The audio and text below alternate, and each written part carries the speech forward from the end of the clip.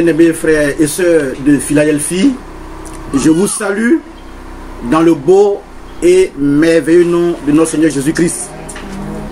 Nous allons confier ce moment au Seigneur, cette parole au Seigneur, pour que elle ait son effet dans nos cœurs. Seigneur, nous te bénissons et nous te rendons grâce pour ce temps que tu nous accordes, ce jour. C'est à toi qu'appartiennent la vie, le mouvement et l'être. Et tu as dit que l'homme ne se nourrit pas seulement de pain, mais de toute parole qui sort de ta bouche. Ce matin, ce soir plutôt, Seigneur, nous voulons nous confier à toi, afin que cette parole que nous allons entendre nous fasse du bien. Seigneur, oh Dieu, je me remets entièrement en tes mains. Saisis-toi de ma langue pour parler à ton peuple et dispose nos cœurs à recevoir cette parole comme venant de toi. Sois béni au nom de Jésus. Amen. Amen. Aujourd'hui, jeudi 23 avril 2020, nous sommes à notre 4e intervention sur le thème « Vaincre la coronaphobie ». Nous avons déjà vu que le Covid-19 suscite au plan mondial peur, frayeur, terreur, trouble, panique, excitation au regard du décompte macabre que diffuse quotidiennement la presse dans toute sa diversité. Face à cette phobie généralisée, le chrétien, nous l'avons vu, a les armes qu'il faut pour la vaincre. Nous avons donc parlé de la foi le jeudi passé. La foi qui va de pair avec la prière. Et donc, nous avons vu la foi, nous avons vu la prière, mais la prière elle-même doit prendre appui sur la parole de Dieu. Et c'est ce que nous allons voir aujourd'hui. La prière en tant qu'arme dont dispose le chrétien pour se défendre et pour combattre en temps de crise. Après avoir développé le jeudi passé la thématique de la prière assortie du jeûne dans certains cas, aujourd'hui nous verrons que la prière, pour être efficace, doit avoir pour ancrage la parole de Dieu.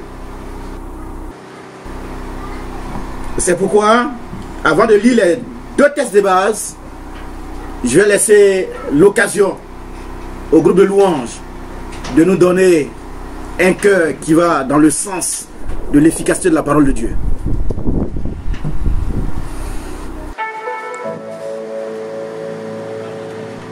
Seigneur, nous voulons revenir à ta parole, parce que c'est loin d'elle que nous avons peur. C'est loin d'elle que nous sommes angoissés. C'est loin d'elle que nous avons des sentiments mauvais.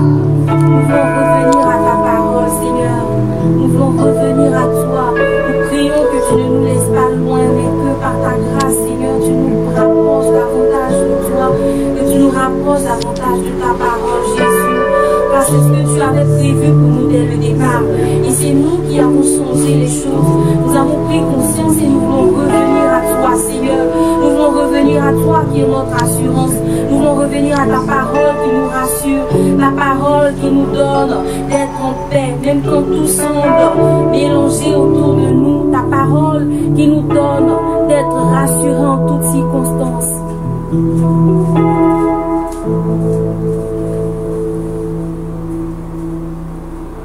Tu m'as créé pour t'adorer. Tu m'as donné la vie pour te servir. Tu as mis ta parole sous mes pieds comme un tapis pour marcher jusqu'à toi. Tu as mis sous mes pieds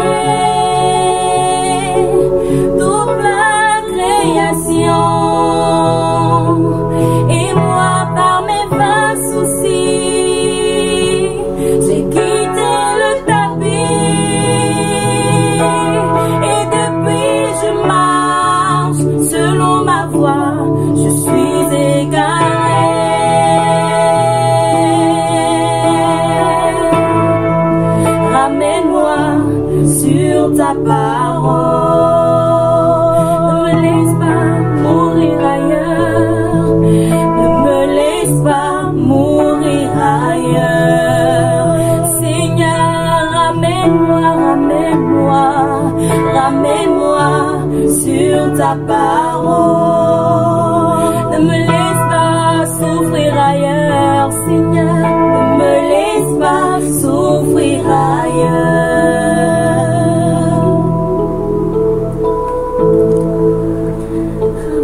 Gloire à Dieu. Nous allons lire deux textes de base. Le premier texte c'est Éphésiens 6 verset 10. Prenez aussi le casque du salut et l'épée de l'esprit qui est la parole de Dieu. Je reprends.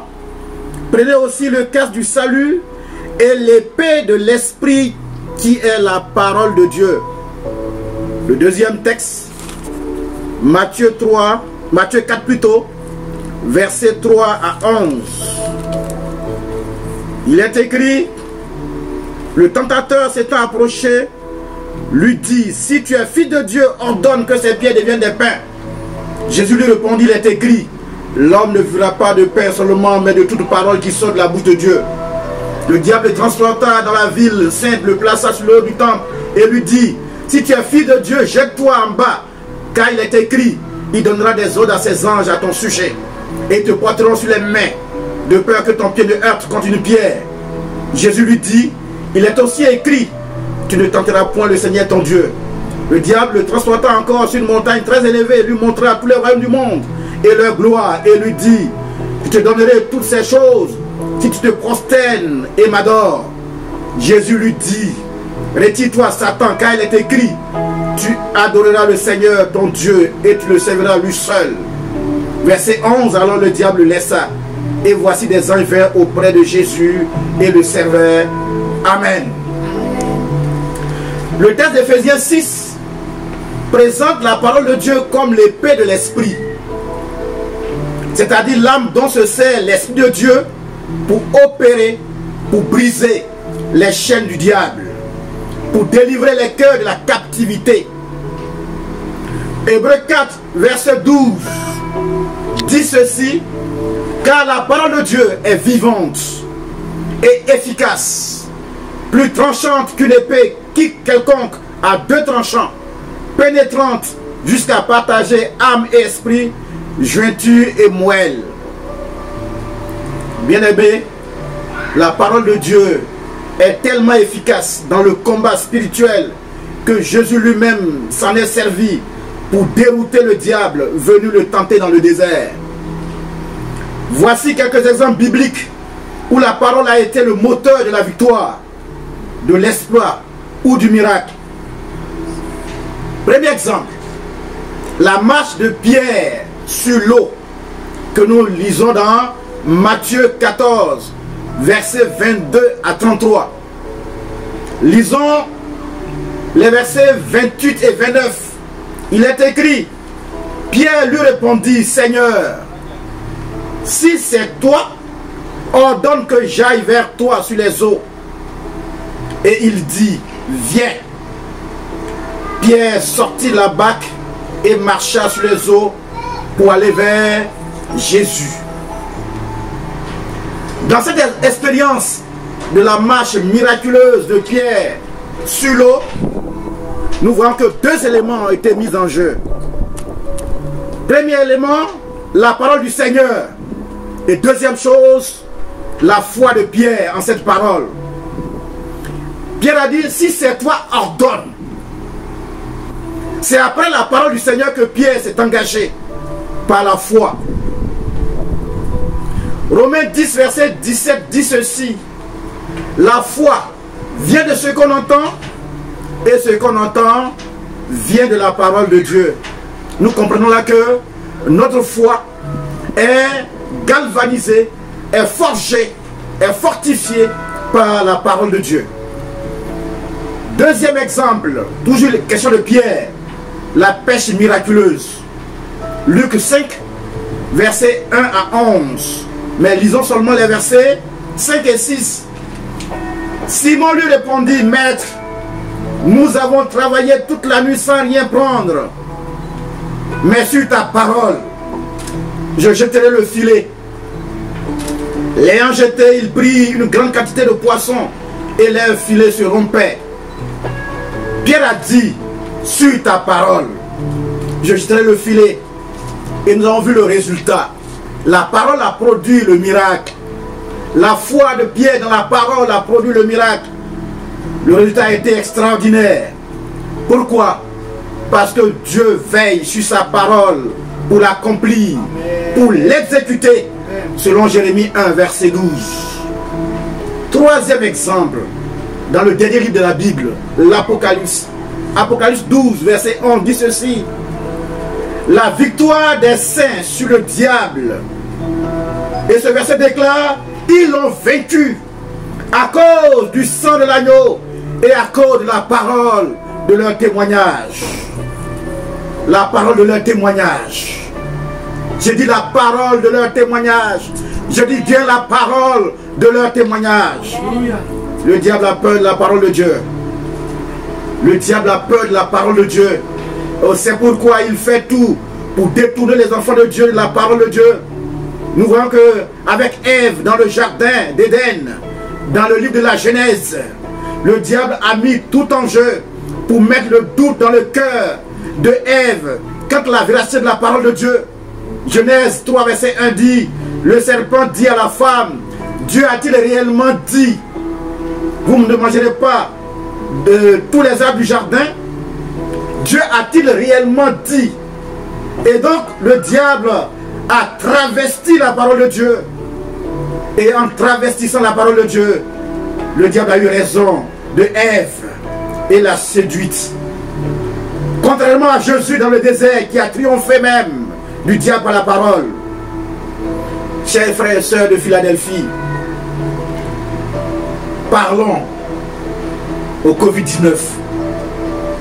Parlons à cette pandémie sur la base de la parole de Dieu. Condamnons ce mal sur la base de la parole de Dieu. Car la Bible dit dans Proverbe 10 verset 21, la mort et la vie sont au pouvoir de la langue. J'ai dit bien la mort et la vie sont au pouvoir de la langue. Utilisons la parole de Dieu comme épée de l'esprit pour combattre efficacement cette pandémie qui traumatise le monde. Mais par-dessus tout, invoquons le nom et le sang de Jésus. Et c'est ce que nous verrons le jeudi prochain. Mais pour ce soir, nous retenons que pour que la prière soit efficace, il faut qu'elle prenne appui sur la parole. Et la parole de Dieu est efficace. La parole de Dieu est puissante. La parole de Dieu est une arme redoutable que l'ennemi, dont l'ennemi a peur. Alors appuyons-nous cette parole et triomphons du Covid-19. Que Dieu bénisse sa parole. Seigneur, merci pour ta parole. Oh, qui a été prêchée dans la faiblesse de la chair. Mais Seigneur, nous te prions d'amplifier, oh Dieu, ce met dans nos cœurs, afin que, Seigneur, de façon quotidienne et permanente, nous puissions nous abreuver ta parole et nous en servir au temps opportun, oh, pour mener le combat, le bon combat de la foi. Oh, bénis ton peuple et assiste ton peuple. Sois glorifié au nom de Jésus. Amen. Ramène-moi sur ta parole.